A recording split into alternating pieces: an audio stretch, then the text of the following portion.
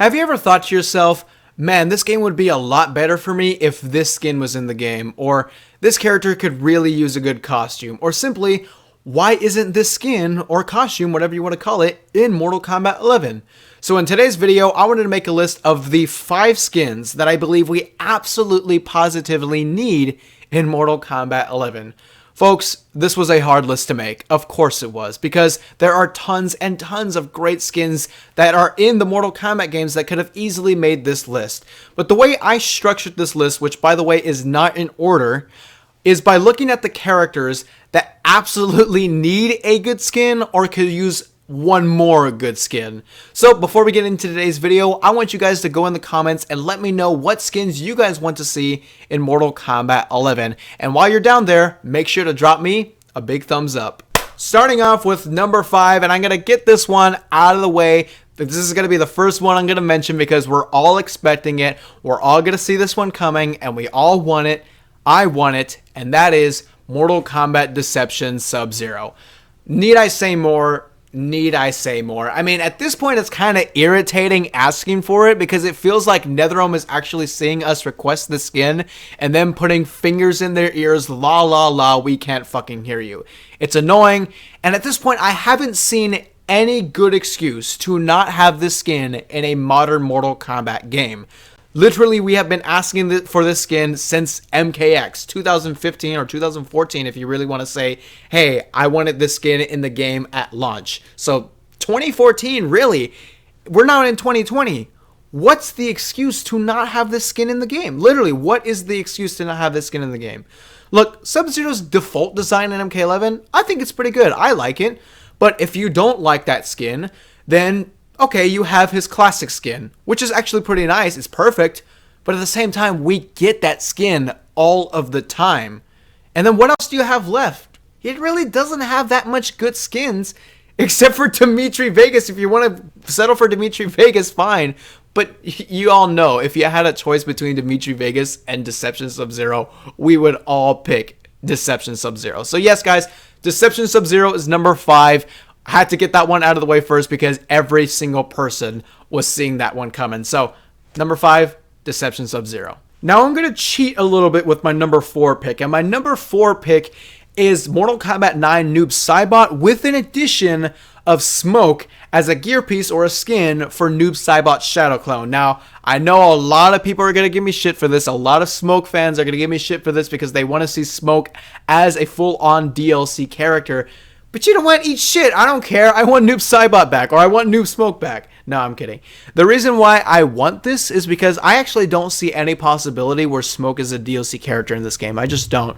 So, might as well try to make everyone happy by putting Smoke in as Noob's Shadow Clone. And I think, at least for us 3D Era fans, it would make us happy because it's a callback to Noob Smoke from MK Deception.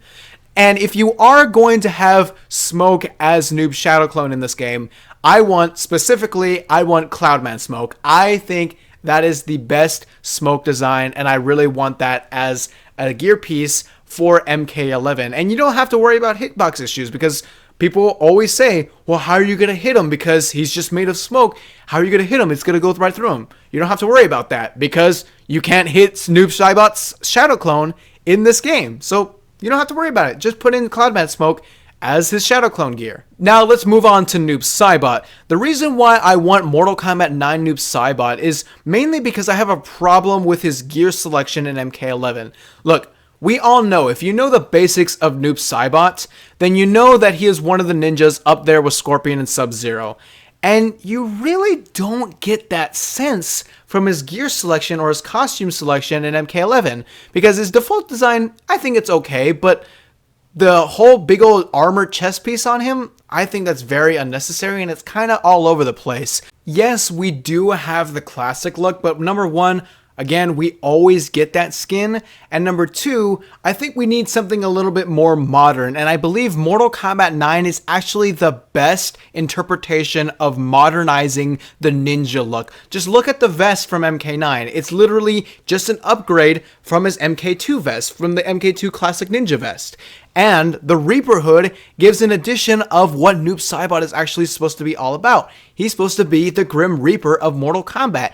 And just by that hood alone, gives you that sense. So it gives you the Reaper look and it gives you the ninja look at the same time, and it's perfect. That's all you need, and it's simple yet detailed, and that's really all you need, especially since MK11's Noops Saibot designs, most of the costumes are very overly detailed, and I think we need something a little bit more simple. Simple, but detailed. Now my number 3 pick is something I believe we can all agree on, and that is Mortal Kombat Deadly Alliance Frost, or if you want to call it, Classic Frost. Look, Frost is the worst offender when it comes to random, overly detailed, out of place looking costumes. Like, what are you supposed to make of these costumes? What are they supposed to be? Why is Frost a robot in the first place?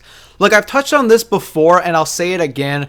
Making Frost a robot and literally oversaturating that idea is a bad idea, because you get a divide in the fan base. You get people who are just getting to know Frost and they think that is what Frost is all about, when in actuality we all know what Frost actually is, and we all know the original. And if you don't have a Deadly Alliance costume, you don't give the newer fans a chance at what Frost used to be, at what Frost actually is.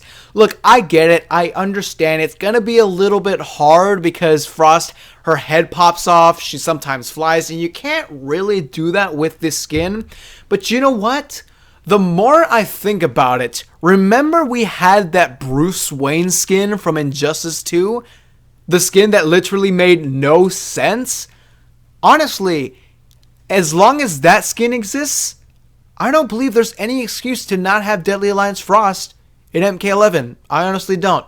I literally just came up with that as I was writing that script. So as long as we have that Bruce Wayne skin that literally makes no sense, honestly, I believe that we can do Deadly Alliance or Classic Frost. We all want it. We all kind of need it because Frost really doesn't have that many good skins. Actually, no good skins.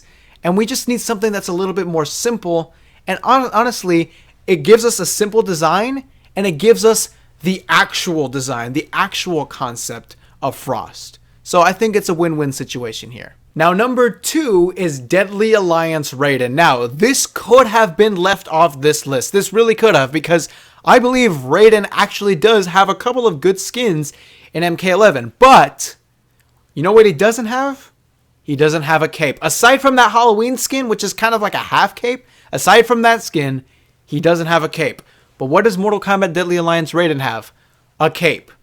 We need it. We need a cape for Raiden. That is one of the most crucial pieces of detail that you need in a Raiden design. Because if you want to give him that God trait, or that God character trait, I believe a cape really does a lot for that. And of course, that alone can't give you the God vibe, but when you mix that in with the hood that he has, with the really nice gold and really nice shade of blue, just the way his costume is, when you just add that in, if you mix that in with what Deadly Alliance Raiden looks like, honestly, it's perfect. It's badass. Nobody would say that this costume would look bad at MK11. Nobody would say that. So just put it in. For the love of the Elder Gods, NetherRealm, just put it in the game. Raiden needs a cape. And you can't just give us that Halloween costume. Yes, the Halloween costume I think is pretty cool, but if that's going to be the only costume with the cape, come on. That's going to be a little bit lame. Give us an actual Mortal Kombat skin with a cape for Raiden. I think it would look really nice. And finally, at number 1, this is going to be Mortal Kombat X Kitana. Now, this one was a bit tricky to put my finger on because there are many Kitana designs from previous Mortal Kombat games that would work well with MK11, but the reason why I chose MKX Kitana goes back to the same point I had about Noops Saibot, because if you look at Kitana's costume selection, you don't really get the sense of what her character is all about. So, if you know anything about Kitana, you know the basics, that she is of royalty and she is also an assassin, and again, you don't really get that sense from her costume selection. Everything is kind of overly detailed or kind of random. So you need something to kind of convey those character traits. And I believe Mortal Kombat X Kitana translates that perfectly well. You can look at it and you can definitely say this is somebody of royalty, but also an assassin. Like if you were to tell somebody this is an assassin, but also somebody of royalty, and you show them in the MKX costume, I think everybody would kind of get that sense. Everyone would say, oh yeah, I can kind of see that, or I can see that pretty well. Look, I think Mortal Kombat X Kitana would look so amazing in MK11's graphics. It just would. And this became a fan favorite costume ever since it was revealed. When you see people cosplaying Kitana, they always do Mortal Kombat X Kitana. You know why? Because it's so good. Everybody loves it. And I honestly believe this would be a very, very good addition. It's something very much needed for Kitana and MK11. Now, I'm not saying that Kitana's costumes in MK11 are bad. I actually do think they're pretty okay. I think they're pretty good. I like them as Kitana designs, but I really do feel like it's lacking at translating the fact that she is of royalty and she is also an assassin. Yes, we do have her classic skin. I understand that, but again, we always get those kind of skins, and I believe we need something a little bit more modern. And once again, MKX, I believe, is the perfect example to convey what Kitana is all about. So there you have it. Those are the 5 skins that I believe we absolutely need in Mortal Kombat 11. Yes, I do think there should be a lot more than 5 skins added on to Mortal Kombat 11. Yes, I would like to see a lot more than just the 5. I just repeated myself. But if you are going to add any more skins, which they probably will, I believe these are the 5 that they absolutely need to tackle. These are the essential ones for me. But I know a lot of you guys have other skins that you guys would like to see, and you guys don't have to limit it to 5. So let me know in the comments below what you guys think about my list and what you guys want to see from MK11.